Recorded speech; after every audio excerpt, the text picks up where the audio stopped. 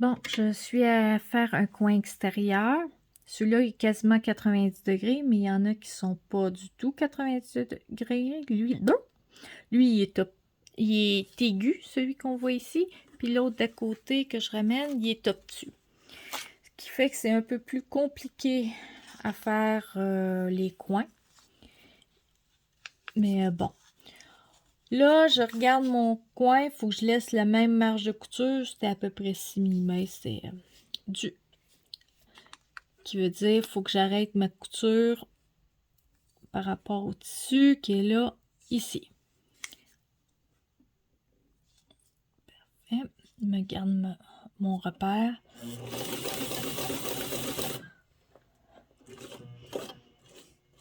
Je fais un point d'arrêt.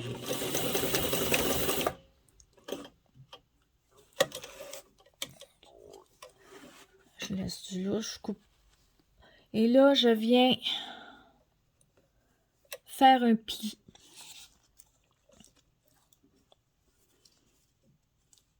En espérant que cette fois-ci, j'accroche pas ma caméra. Comme vous voyez, je laisse un petit pli. C'est proportionnel à la longueur, la largeur du biais et du coin qu'il y a à faire par rapport s'il est aigu ou obtus. Là, je laisse un peu. Ça devrait être correct comme ça. Et là, je viens placer ça en dessous de mon pied.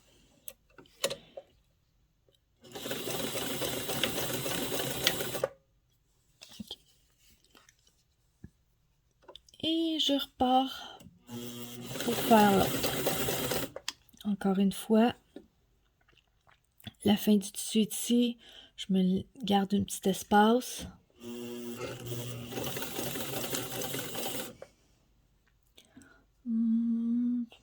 Ça devrait être bon.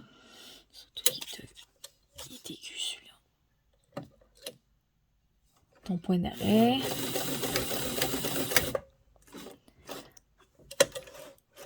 Sur le tissu, on twist.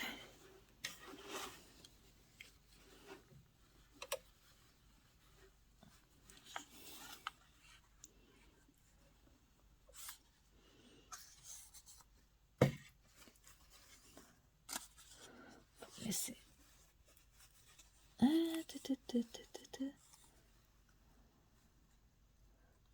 Plus de tissu. Parfait, ça devrait être beau. Et là, je le rentre en dessous. Ne jamais mettre les doigts en dessous. Tu utilises un objet. Là, c'est un tournevis. Un mini tournevis étoile que j'ai entre les mains. On fait le point d'arrêt. Maintenant qu'on a fait le bon pli, puis tout placé. Et on continue.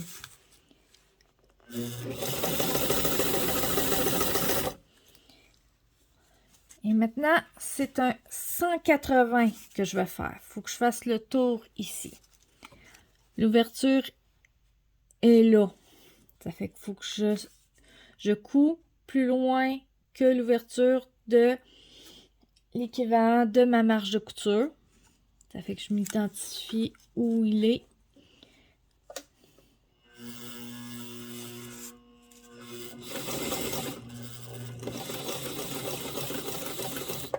Ok, je suis rendue là. Là, il faut que je rajoute la marge de couture.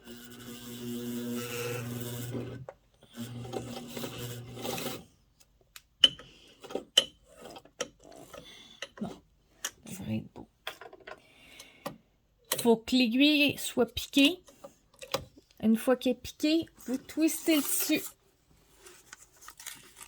Là, je fais un 90 degrés avec ma pièce.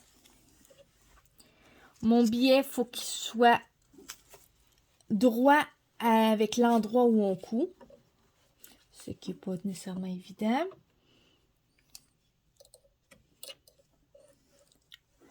Pour ramener.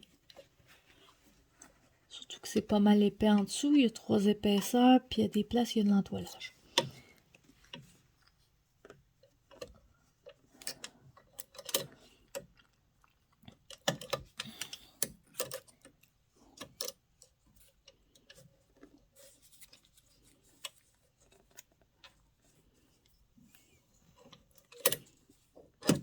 Parfait.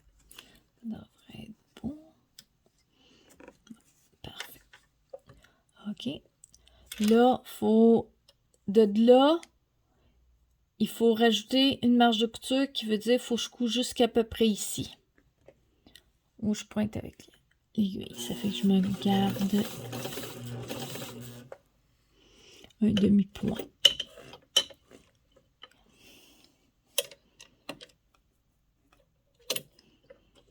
Voilà, on pique. On lève le pied. On tourne la pièce de tissu dans le sens où on doit coudre. Là, le biais, il faut tourner le biais pour qu'il soit le plus droit possible. Là, ça devient quasi impossible, là. Mais on fait du mieux qu'on peut. L'ail. Je pense ça. Bon, on va finir par l'avoir.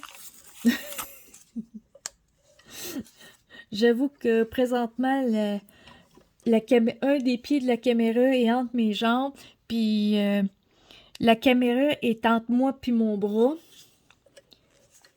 Et je dois jouer avec ça. C'est peut-être pas nécessairement évident. Bon.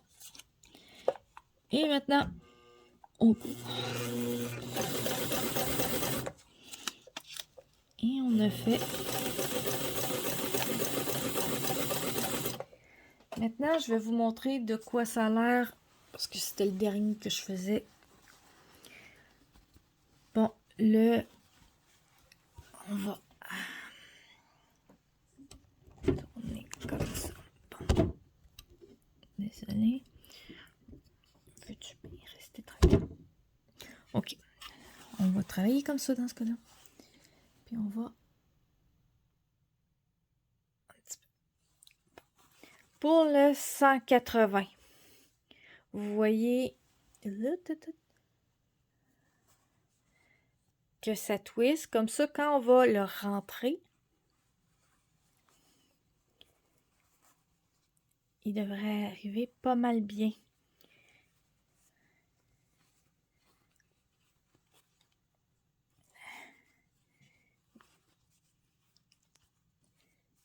Tenez, ça donnera... Là, c'est sans repassage. Puis si vous voyez, les coins, ils tiennent quand même pas mal carrés. On pourra faire... Ça va faire des beaux coins carrés pour les coins extérieurs. Avec les petits plis qu'on a fait. Le 180, c'est un peu plus compliqué. Mais ça va bien se tourner. Comme vous voyez, ça tourne quand même assez bien. Ça va laisser des plis. Ça, c'est certain, d'un surplus de tissu. Mais de manière autre, quand il va être sur moi, il va être étiré à peu près comme ça. Ça vient... c'est le bas du corset et c'est au niveau des hanches. Et j'ai suffisamment de hanches pour avoir besoin d'ampleur à cet endroit-là. Bon, ben... Je vous montrer l'autre section de comment poser un billet dans des situations un peu particulières.